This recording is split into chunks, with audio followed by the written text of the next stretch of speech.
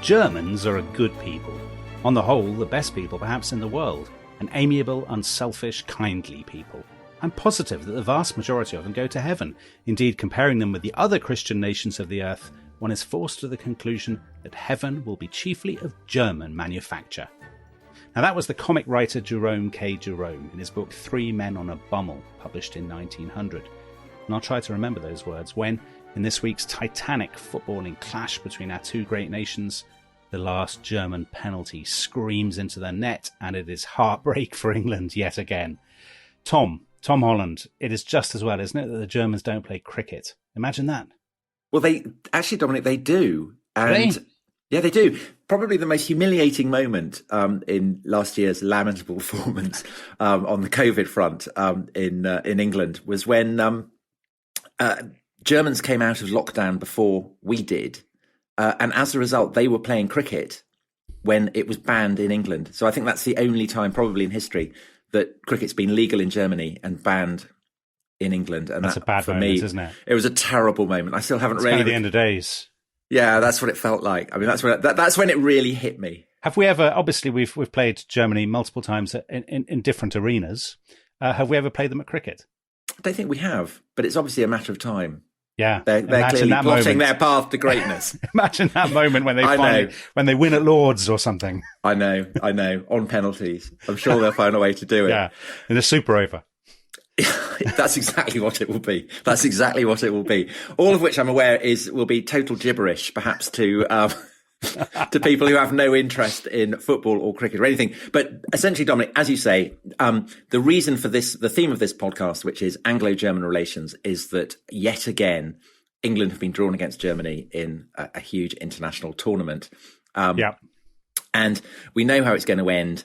But before England lose, let's look at the whole theme of Anglo-German relations, which of course is founded, if you follow the opinion of the terraces, on the idea that England have won 2 world wars and 1 World Cup, ignoring the fact how many World Cups have the Germans won?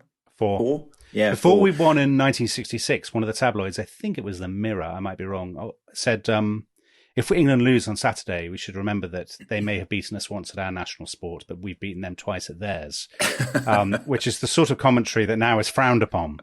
Yes. But in the 1960s was regarded as very jolly badinage. Well, I mean, obviously, we do tend to see Anglo-German relations through the prism of the 2 world wars. Yeah. I mean, that's, we've just recorded a 2-part episode with Ian Kershaw on Hitler. So that obviously does very much kind of dominate perspective. But I think it clouds the degree to which actually over the course of the centuries and indeed the millennia, relations between the English and the Germans have been closer. Well, there's an argument, isn't there, that the English are the Germans? I mean, some people, Victorians, kind of thought that, didn't they? Well, in a sense, Bede did as well. I mean, it starts with Bede, who is writing in Anglian Northumbria, and he writes his history of the English Church, and he says that the Angles, the Saxons, the Jutes are migrants who have come from Germany across the North Sea to settle what will become England. And that sense of kinship, whether it's true or not, whether it's a myth or whether it's rooted in historical fact, is certainly one that the Angles and the Saxons themselves believed. They had a very strong sense of kinship. And that's why the great apostle of the Germans, the man who is credited by the Germans themselves with converting them to Christianity, is a man from Devon, St. Boniface. That's interesting. Yeah. So he was a man, he was the sort of man who would be drawn into one of those abstruse arguments about scones with the Cornish. I imagine that's why he left. I imagine that's why he left. He left Wessex behind and went off to convert the Saxons, of course, who were pagan at the time. And it's interesting because the reason that the Pope wants to convert the English, why he sends the missionaries with Augustine to Canterbury, is because he sees Britain as having originally been part of the Roman Empire, and therefore, because they were Romans, therefore they should probably be Christian. He's not really interested in people beyond the limits of what had been the Roman Empire. But the Angles and the Saxons aren't bound by that. They feel a strong sense of kinship with their pagan cousins across the waters. And so that's why they cross the sea and they go into the kind of the dank, dripping forests of Saxony. to tremendous effect. And Boniface ends up being martyred in Frisia, and his body is then taken to Fulda, where it becomes a massive centre of pilgrimage. And so to this day, he's the patron saint, I think, of Europe, of Germany, and of Devon, which is quite a record. That is a record, the big three. So I think, yeah, absolutely. So I think that as England and Germany take the field at Wembley, we should keep St. Boniface in mind. I think we should. He's something that we all share in common. But isn't the weird thing, though, Tom, I was thinking about this, that for much of our medieval history, I mean, for one thing, Germany isn't Germany, right? I mean, Germany is the empire. It's this patchwork of territories as it remains until the 19th century. But also, England is so sort of orientated towards France that Germany doesn't really seem to feature as much as, you can sort of read a book about England in the Middle Ages, and Germany seems, apart from sort of Hanseatic traders or something, Germany barely seems to feature at all. It's all about France, isn't it? Yeah. And in terms of kind of national rivalries, obviously England's traditional enemy is France. Yes, and I but suppose it's interesting that doesn't translate into the football. No, but partly because the French weren't very good at football until relatively recently. But they are now, aren't they? They're going to win. They are good, but I don't think football has... I mean, this is a whole different subject, but I don't think football is as deeply embedded in French culture as it is in some of its neighbours' culture. I mean, they care about cycling and stuff. But I mean, it's interesting that Ich dien, I serve, which is the motto of the Prince of Wales. Yes. Supposedly comes because John, the blind king of Bohemia, which of course is Czech Republic now, but was part of the German Empire, he fought at the Battle of Crécy. And when it became obvious that the English were winning, he demanded to be led into the heart of the melee. He was blind and cut down, but it was a kind of heroic end. And hold on, whose side was he on? He was fighting with the French. With the French. And Edward the Black Prince, he won his spurs at Crécy. He's supposed to have taken this motto as his own. I like all brilliant stories, I think it's not true. But, so should never stop. That's never stopped us before. No, exactly. But you're right. I mean, that's basic. In terms of relations between Germany and England in the High Middle Ages, that's about it for me. I mean, it's sort of, I suppose it says something about, the sort of dearth of stuff that I had to do some online digging. What about Richard of Cornwall? So I very vaguely knew about this, but we've talked about him. We talked about him in King Arthur. Well, he's King John's son, is that right? And he's elected king of Germany. Now, this is one of the strange things about German history in the Middle Ages, that the King of Germany was called King of the Romans.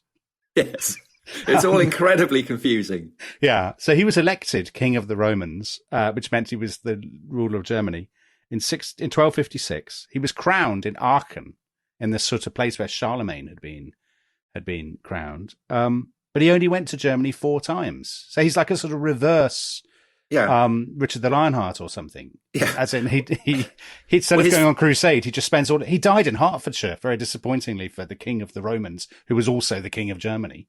But he also built Tintagel.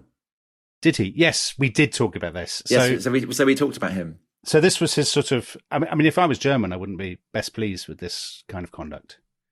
Well, the whole thing about kind of electors and palatinates coming from the palace at Aachen, and Palatinate obviously has echo of the Palatine in Rome. There is a kind of the way in which basically the guy who rules the patchwork of kingdoms and territories and bishoprics in what becomes Germany, he's the emperor of the Romans. And that's the incredible confusion of it and the mess up of it.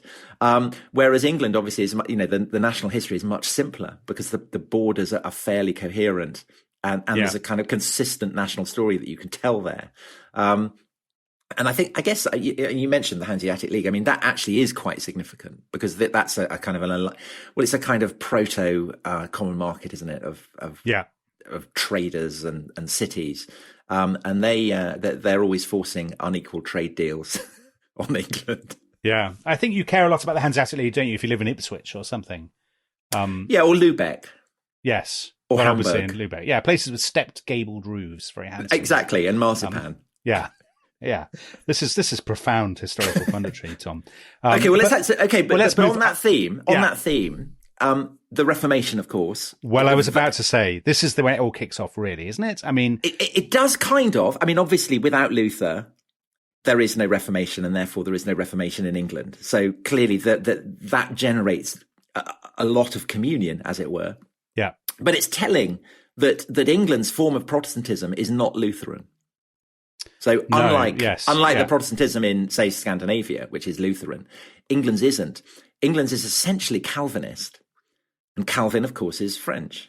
Oh, so yeah, we've the old Francophilia rearing its head. Yeah, again. well, yet again, you see the way in which the continental power that has the greatest influence on us is France, invariably France. So even in the Reformation, because Germany is still divided, I suppose. I'll tell you a good fact: in everybody in their wallet, if they look in their wallets, those people who still have kind of cash on your pound coin, you have two letters, which is a kind of little emblem of Anglo-German antagonism, because it's the FD. Fidei Defensor, which was awarded to Henry VIII, wasn't it, after he wrote his book, the first book published by an English monarch in which he attacked Martin Luther. Yes. So this is Henry coming out against Luther. You know what Luther said about Henry after Henry VIII wrote that? Remind me. He said he was a pig, an ass, a dunghill, the spawn of an adder, a basilisk, a lying buffoon, and a mad fool with a frothy mouth. So I'll put him down as undecided then. Yeah, I've had reviews like that, to be fair. But even when Henry chucked the Pope out, Luther still was still incredibly suspicious of him, and accused him essentially of trying to make himself God. Yeah, which I think he wasn't entirely wrong. It's a not unfair criticism. But at that stage, the interesting thing is, Tom, that there doesn't seem to be a sense in England of sort of Germanness. I guess, of a German. Is there? I mean, Germany is still very divided. Obviously, Henry then goes on to marry the Anne of Cleves, who's from what is effectively, I guess, the sort of Dutch-German borderlands. But there's no sort of sense of the Germans having a distinct identity and a kind of, you know, a national temperament and all those things that we would associate with the French in this period. I think there's a sense that the Germans are drunkards, which I think coming from the English is a bit rich. Yeah. But I agree. I mean, I don't think that there is a kind of strong sense of you're right about that. And I think that changes in the 17th century. Why? Because of the 30 Years' War, or because of? I think, yes. Well, but also because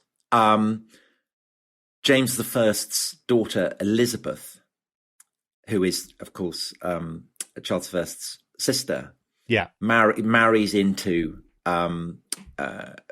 German dynastic politics, and therefore England becomes enmeshed both in the dynastic politics of it, but also in the religious divide.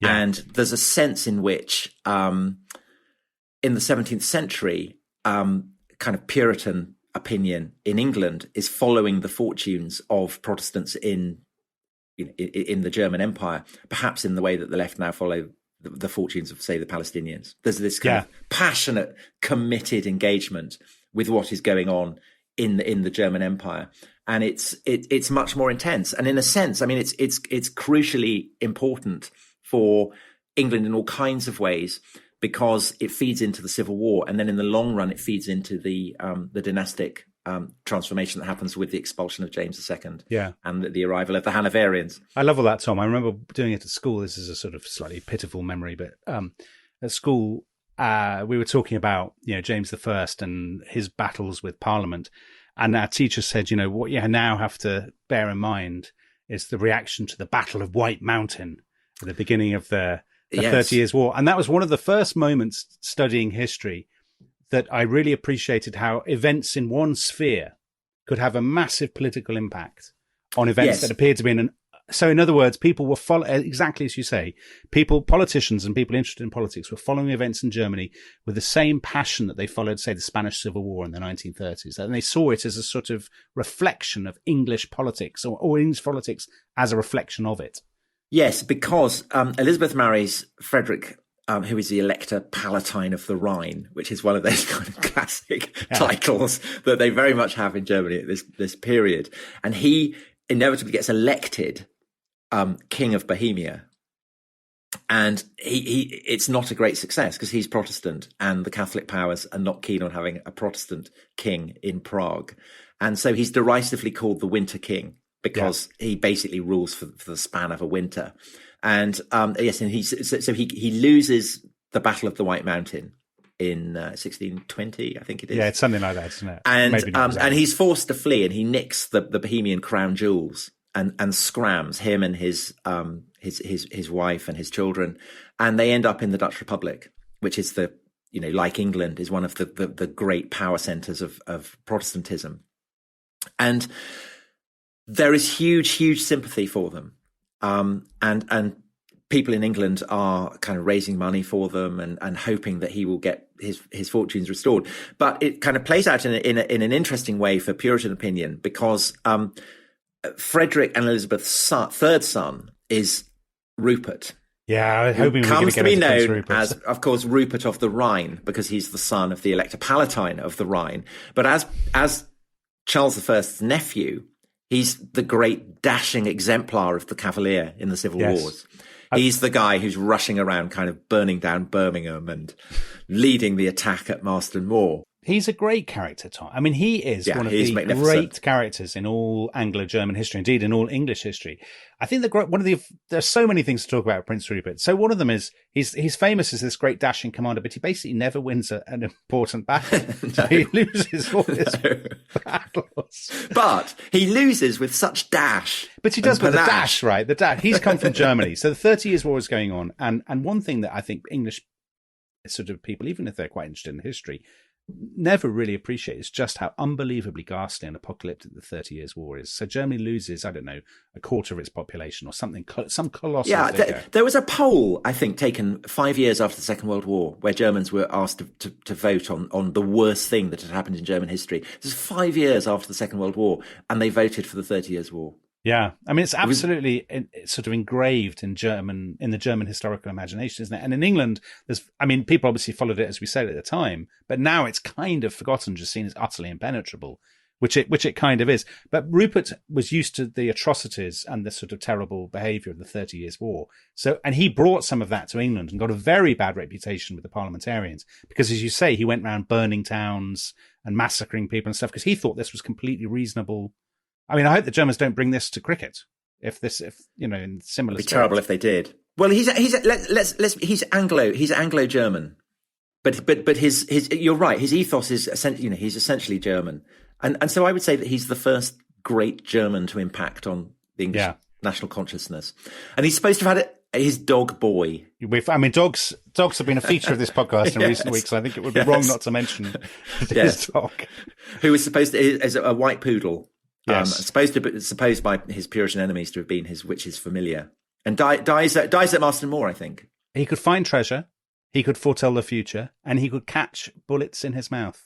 Yes, which a commander's dog is an immense skill, I would say. But then he dies at Marston Moor, and from that point on, Prince Rupert's lost his superpower, and everything goes wrong. I was going to say he sticks around. So Prince Rupert is around for he's an admiral. He's the third person to join the Royal Society, the great scientific society, and he invents things. He invents kinds of guns and grenades and gunpowder. He's a remarkable man. It's Prince Philip, basically. And he sponsors colonial expansion. So there are loads of places in Canada called Rupert after him. Is that so? He's a very interesting man. One for the Canadian listeners there. Yes, absolutely. We'll want to get Canada in as well.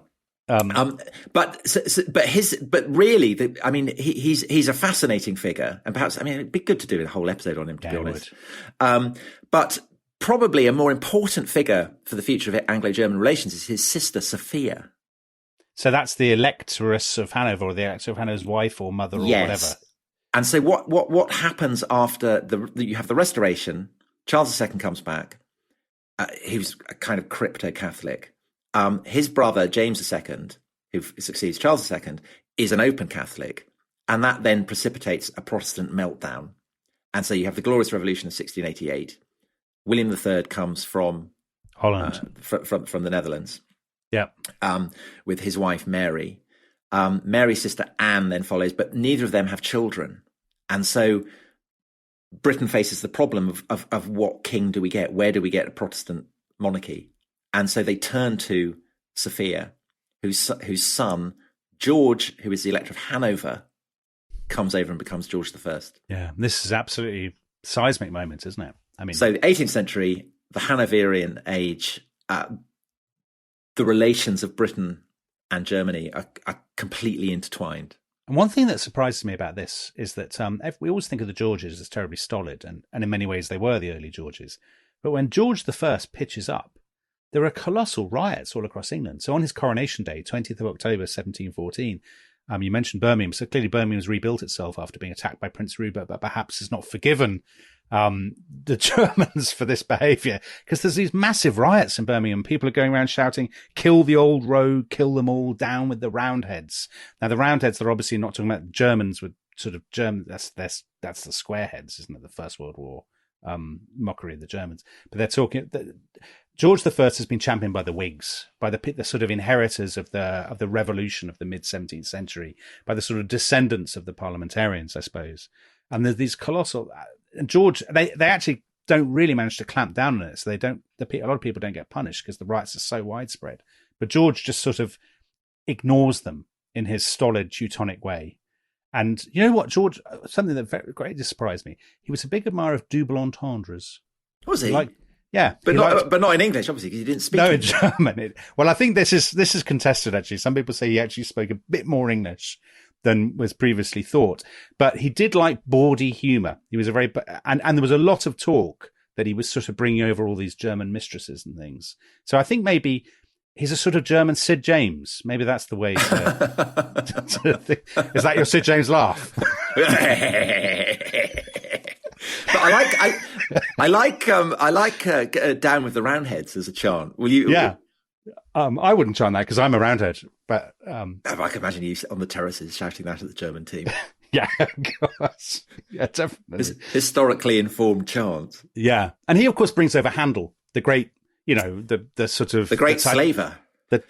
Yes, the titanic figure of English music, George Frederick Handel, and these sort of great moments of English 18th century music are, of course, German. So that sort of kickstarts a romance. And it's George II, isn't he? He stands, he listens to the Messiah, and he hears the Alleluia chorus, and he's so struck by it that he stands up and applauds.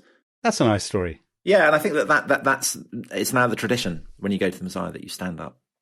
Really?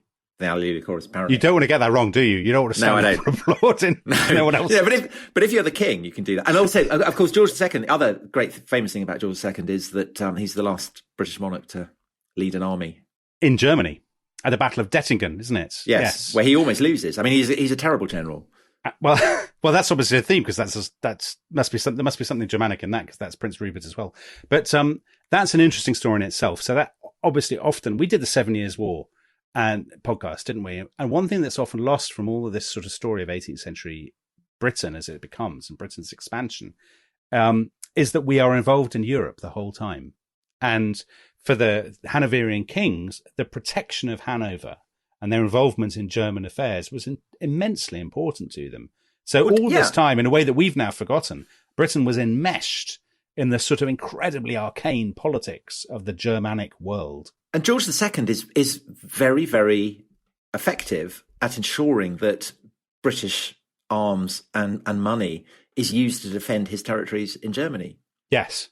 I mean, actually, this is something that some scholars, so there's a guy called Brendan Sims who's written a massive, colossal book about this, arguing that for all that we're now fixated with empire and with colonial expansion, that actually this was merely a means to an end. And that what mattered to the monarch and most of the elite was exactly as you say, the balance of power within Central Europe.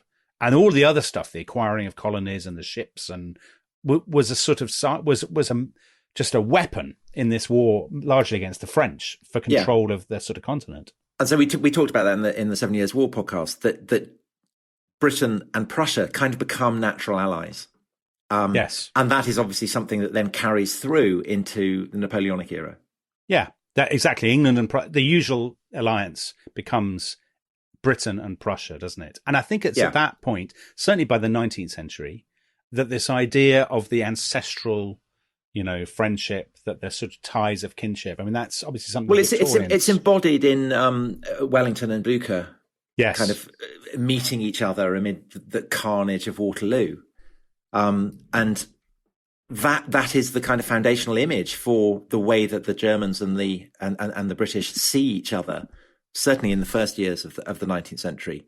Although I mean, what So Blücher and Frederick the Great and the idea of Prussian arms is obviously something that we might back project because we know where it's going to lead.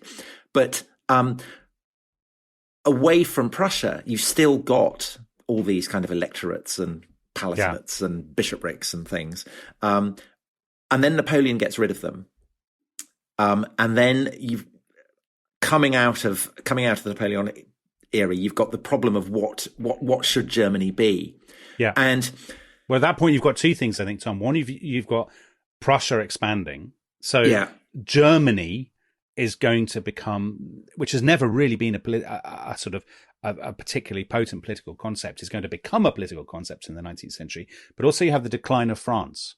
And I think the British relationship with Germany changes once France starts to decline, because our friendship was spaced so tightly on a shared loathing of the French. But I think there's another dimension to this kind of what should Germany be that comes out of the French Revolution and the Napoleonic Wars, which is that it generates a kind of mood of profound philosophical introspection. Yeah. And so the image of the Germans in England at this time is not of kind of militarists, but of almost the precise opposite, kind of dreamers and thinkers whose head are lost in the cloud. It's the sort of Goethe and Caspar David Friedrich paintings of people looking at valleys and feeling very miserable. On mountains and gazing at mist and things. And so you've got someone like Samuel Taylor Coleridge, the great poet, with William Wordsworth writing the lyrical ballads, one of the great romantic figures, who goes to Germany and learns German and then basically comes back and regurgitates all this idealist philosophy that he's picked up. And that's hugely, hugely influential on how the British see the Germans. So I think we haven't had 45 minutes, but the whistle should blow and we should go and have a brief interval. But I think it's a good point to leave it. A very happy point. Yeah. Seeing the Germans as ineffectual, incompetent dreamers who were very good at philosophy. So this podcast is going to turn out like Sven-Göran Eriksson's verdict on English performances. First half good, second half not so good. I'll see you after the break.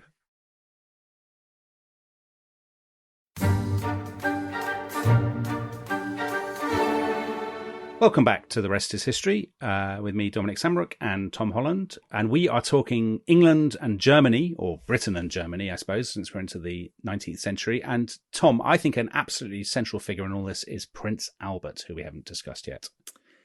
Yes, who, of course, ends up marrying Queen Victoria. And again, we were talking before the break that the image of Germany is they're ineffectual, they're basically not very rich. And that's very much the kind of opinion on Prince Albert, isn't it? He's not he's seen as punching above his weight, I think. In marrying Queen Victoria. He is the paradigmatic example of the consort who arrives and everybody despises him, and they say, "Who is this jumped up foreigner, and why should we listen to him?" So a lot of people say Saxe-Coburg, which is where he's from, is smaller than an English county, and of course, what makes this sort of worse is two things. One, that Queen Victoria is utterly devoted to him. You know, if you read her sort of diary entries, oh, what a night I spent in his arms and all this kind of business.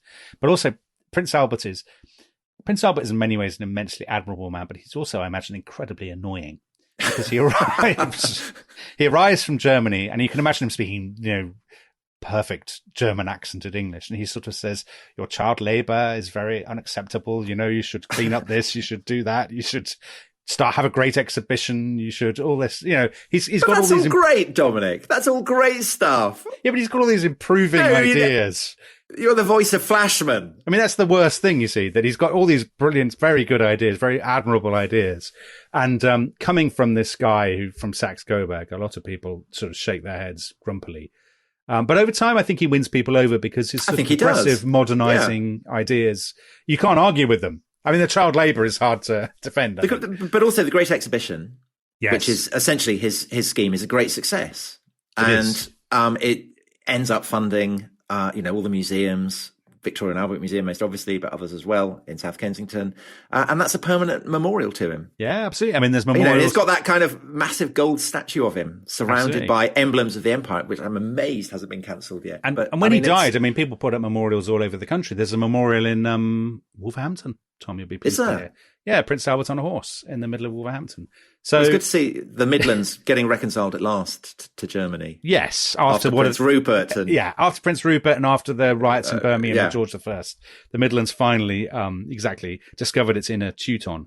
But also the Christmas tree. The Christmas tree is Albert's lasting legacy, because I think there have been Christmas trees before, but he really popularizes the idea of the Christmas tree. So we owe him so much, Tom. So it's all looking good, isn't it, for Anglo-German relations? It's great. And actually right up to 1870, a little bit beyond that, but I think 1870 is the key turning point, because that, of course, is the moment when Bismarck, basically, we talked about this with Katja Hoyer in our Second Reich podcast. She maneuvers the French.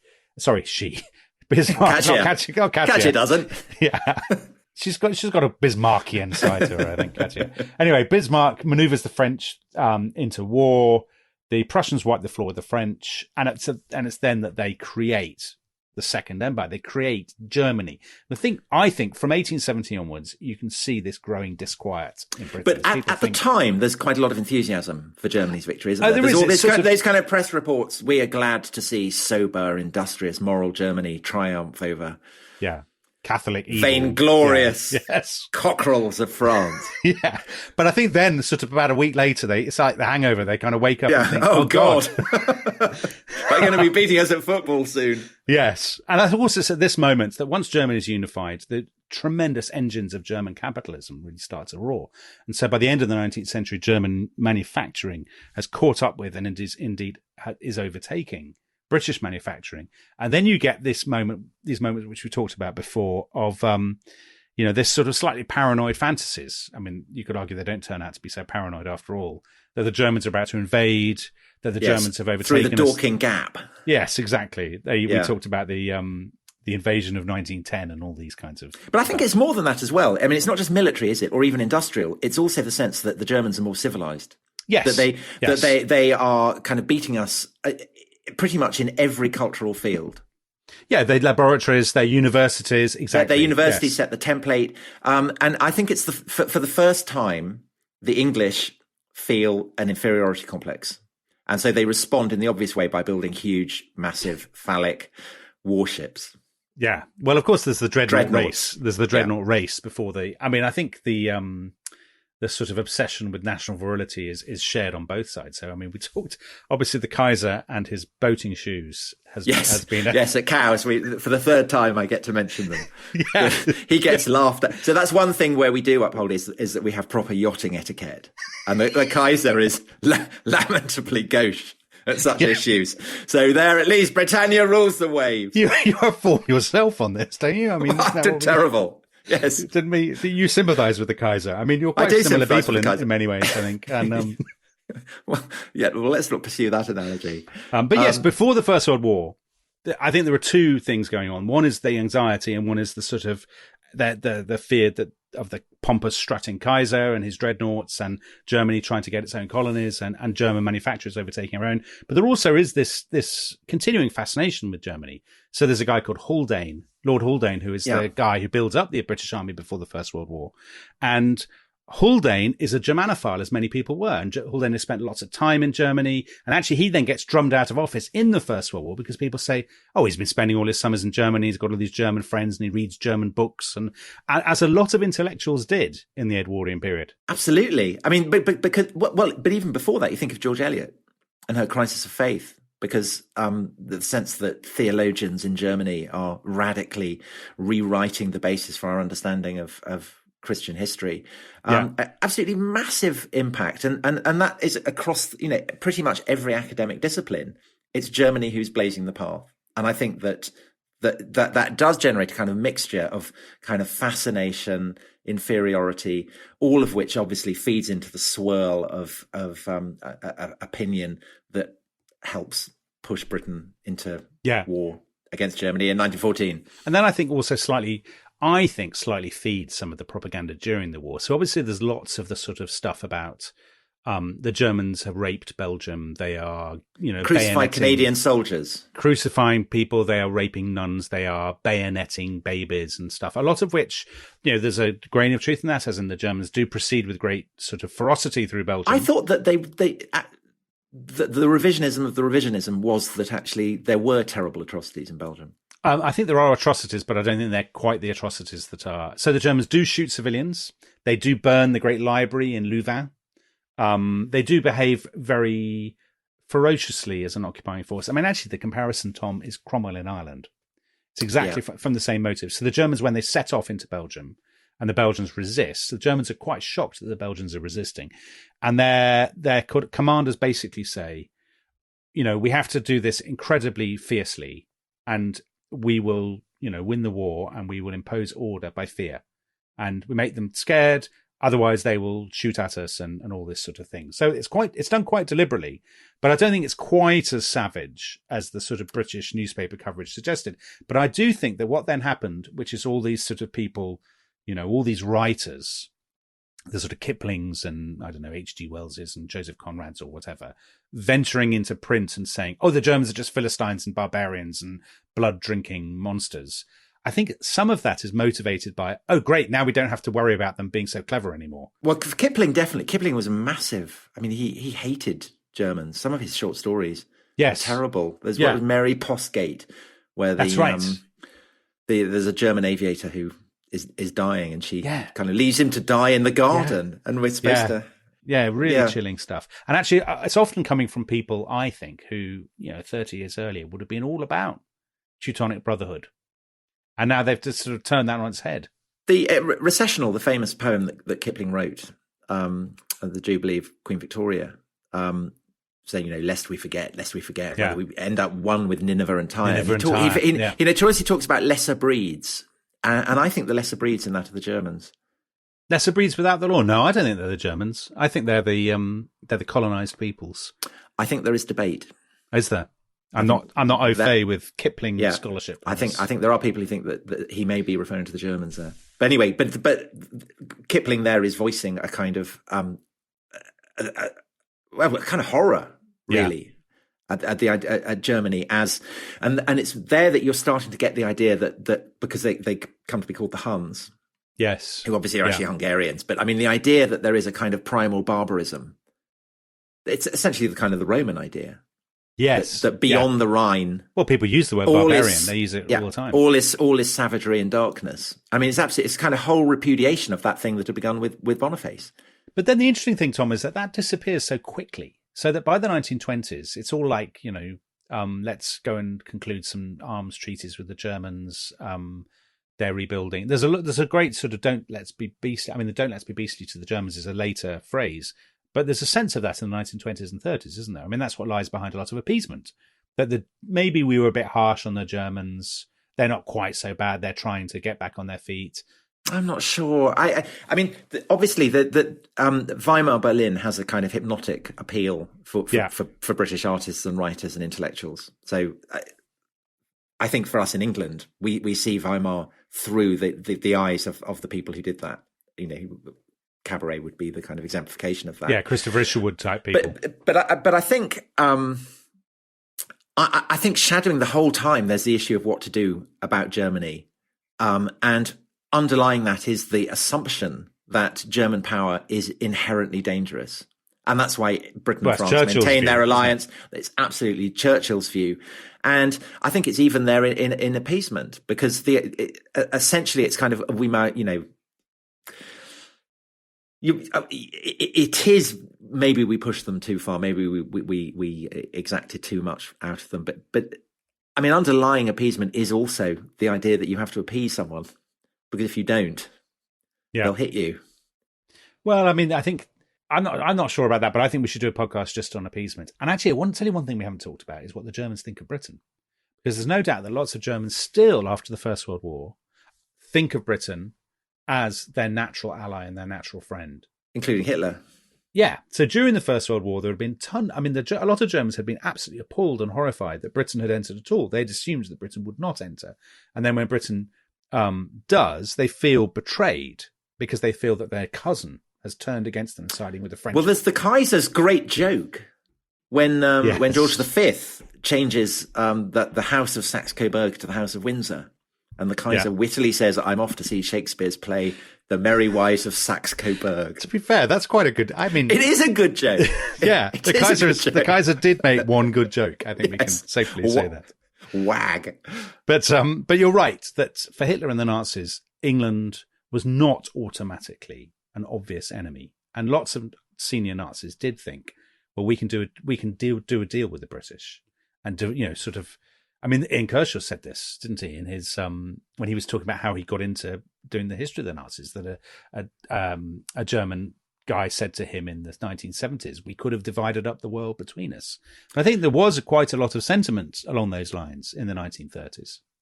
Yeah, and Hitler, I mean, he admired British rule over India, and kind of saw that as an exemplification of what he wanted.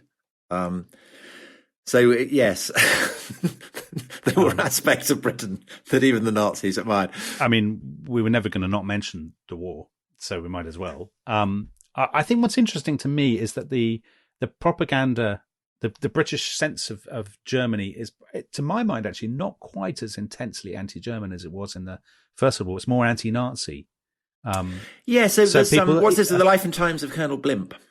Yes. Which features an honourable Prussian figure who is seen as the best of Germany. And Churchill hated it, didn't he? He wanted it banned. He thought that it was basically pro-German propaganda. But even Churchill, on the other hand, Tom, said, for example, of Rommel, and I think Rommel is a really important figure in how British opinion kind of rehabilitated Germany after the war, because Rommel is the sort of the paradigm of the good German in British eyes. And even during the war, Churchill said of Rommel, he's a very great general and a noble antagonist, or something like this. So, there was always this sense, which I don't think really existed in the First World War, that there was another Germany, that the Nazis had suppressed, as it were, the real Germany, and there was another Germany that was noble and, upstanding and virtuous and a sort of decent enemy, and that had somehow been lost. Which is then terribly important when the war is over and Britain is one of the four occupying powers, and obviously plays a crucial role in deciding what will happen to Germany after the war. Yes, and actually, British policy after the war seems to me an incredible bright spot in Anglo-German relations. Well, it's a British officer who rebuilds Volkswagen, for example. Yes, yeah, and Britain plays a kind of crucial role in re-establishing German democracy and re-establishing German industry. And actually kind of learning from problems that Britain has and ensuring that Germany doesn't have them. Yeah, I think that's true. I mean, don't forget there were American policymakers who said the answer to this after two world wars is to break up Germany forever, to break it up, destroy its industry, and just turn it into this sort of kind of forest. Yeah, into basically Switzerland, into lots of little Switzerlands, so that it can never again menace Europe. And I think one reason for not doing that was, by this point, fear of Germany had been overtaken by fear of Russia, and having a strong Germany was seen as an important bulwark against the Soviet Union. Yeah, so obviously going into 50s, 60s, 70s, there are so many ambivalences there that I guess you are as well qualified to trace as anyone, because you've written about them. Oh, you're very kind, Tom. That's nice. I think... Yes, I think the most interesting, I mean, obviously there are memories of the war. There are people who won't buy German cars. There is, and you see that reflected in Dad's Army, and obviously most famously in Fawlty Towers, that don't mention the war. But Fawlty Towers, the joke is against Basil Fawlty. Well, that's exactly not against the thing. The Germans, is it? So Basil, there are lots of people like Basil, but you're right. The Germans are progressive, decent, kindly people who come to stay at the hotel and are shocked by Basil's conduct. And certainly by the 70s, I think West Germany, in British eyes, was the exemplar of sort of European modernity. So there are tons of articles in the British newspapers in the sort of mid-70s saying German labour relations, German factories, German education system, we should learn from them. Germany is the perfect kind of modern country. There are all these. Helmut Schmidt, the social democratic leader of Germany in the 1970s, is brought over to address the Labour Party conference to basically say, we support you in your attempts to stop so many strikes and inflation and so on. And there is this absolute sense, Germany is the future, and we should be more like Germany. And I think that we still have that. I mean, I think that's still quite an important strain within British public opinion. Yes, I think certainly in what you would call slightly progressive opinion. But I think even the two World Wars and one World Cup, it's slightly embarrassing because Germans won lots of World Cups. Yeah, they won lots of World Cups, and we for us, this fixture is massive. But for them, it's actually not. For them, it isn't. We're in a way much more obsessed by German success than we barely intrude on them. I think you're absolutely right. Maybe we don't. I don't know. Maybe that's not entirely true. But I think that we are more obsessed by Germany as an opponent than the Germans are by us. I think that's in right. In footballing terms. I also think, and also I think slightly in political terms, actually. And I think the key moment is not going out to the Germans on penalties in Euro 96. It's going out to the Germans on penalties in 1990. And it's not just that. I don't mean that sort of facetiously just as a footballing point, but obviously it's at that point the German unification is on the agenda. And Mrs. Thatcher, who had been a great champion of West Germany, actually, and had actually in the late 70s, early 80s, had explicitly said West Germany is a model for Britain to follow. She completely changes her tune at the end of the 80s, early 90s, because she is the great opponent of German unification, because she basically recognizes, she's not wrong, she recognizes that a united Germany will be the powerhouse of Europe, and she doesn't like it. And she tries to stop it, and she fails. And Chancellor Kohl invites her over, doesn't he, for his hometown and treats her to traditional local delicacies. And he takes her. It's actually more moving than that. I mean, Chancellor Kohl, who is, in Britain is seen as a comic figure, but elsewhere I think is seen as a genuinely sort of literally a giant. Literally a giant, exactly. He has this sort of buried romantic side, and he takes her around and he sort of shows her the sights, and he wants to show her the soul of Germany and how much Germany has suffered and how it has rebuilt, and this vision that he has. And all she can say when she gets back is, "Oh my God, that man is so German." I know. Yeah. The thing is though, Tom, she's kind of speaking for the nation, isn't she? That's what a lot of British people think. Well, and she had to sack, is it Nicholas Ridley, who was her, kind of a very close political ally. He was very employment secretary or something. And he wrote an article in The Spectator saying that the common market, whatever it was then, it's a German plot to take over Europe. A German racket to take over Europe. German racket. That's a very good go. And I guess that was kind of a motivating factor in the Brexit campaign, perhaps. I think that's still kind of slight. Well, I think once Germany and element France, there. So much of this in this discussion, France has been there, and France is the antagonist, and a shared suspicion of France has allowed Germans and Britons to unite. Once France and Germany, as it were, buried the hatchet in a massive way in the sort of 50s and 60s and became the twin pillars of the European Union, then suddenly Britain was on the outside. And I think that obviously played a huge part in the Brexit campaign. The sense that there's a Franco-German alliance, which had never really existed before. But also that the Franco-German alliance had been there from the beginning.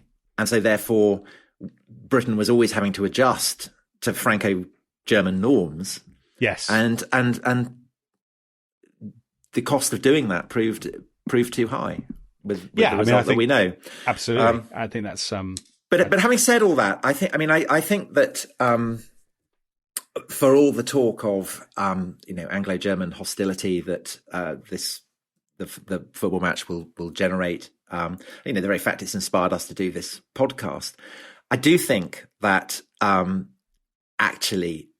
Certainly in England, there is a huge admiration for Germany. I think that's something that, we saw through the 90s, and I don't think anything has happened since then to change it. I think there's a sort of respect for Germany, isn't there? There's a deep respect for Germany for the way they've dealt with the traumas of the 20th century, for lots of things working. The one they don't get everything right. They've got this dreadful airport in Berlin, which is which they've been building for about the last 3 centuries, and I think it's only that's an entertaining throwback to the Germany of the 1820s. Yes, I guess so.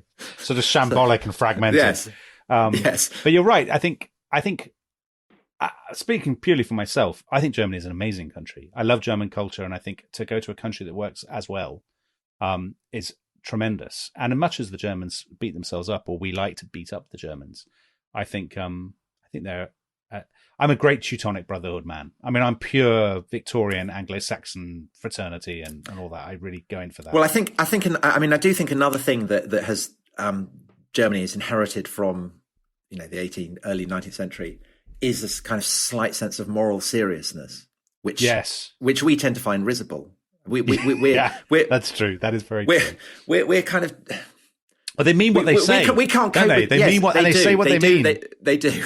They do. And I think it's impossible not to admire that from our island as we titter and giggle our way into the sea. We have my wife had a German student, and she stayed in touch with her, and she and her husband, they're both teachers. They often come to visit us. And the last time they came to visit us, at the end of the evening, I said, "Coffee?"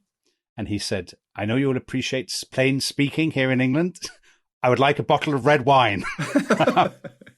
Which I thought was admirably, very Teutonic behaviour. But Dominic, we are here descending into the worst kinds of national stereotyping, and I think before we disgrace ourselves any further, we should blow the whistle on this this romp through the centuries. And you, I gather, won't be watching the big match because you've got to go to your son's. I've got to go to a sports school play. Day. Yeah, Pirates versus Mermaids. I'm absolutely pumped. I'm pumped. So what I'm going to do is I'm going to record the game, not talk to any parents at the like the lady lads. Exactly, and try to watch it afterwards. I'm very excited about it. I'm so looking forward to phoning you up, texting you. I do not. Yeah. If anyone out there would like to tweet Dominic or text him the result, much merriment will follow. Anyway, Dominic, thanks ever so much. I hope you managed not to find out the result and to watch it live, as it were. Thanks very much for listening. Enjoy the football if you're watching the football. We will be back soon with yet more. Bye-bye. Bye-bye. Auf Wiedersehen.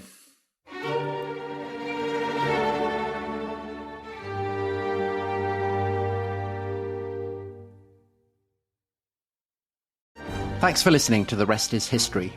For bonus episodes, early access, ad-free listening, and access to our chat community, please sign up at restishistorypod.com. That's restishistorypod.com.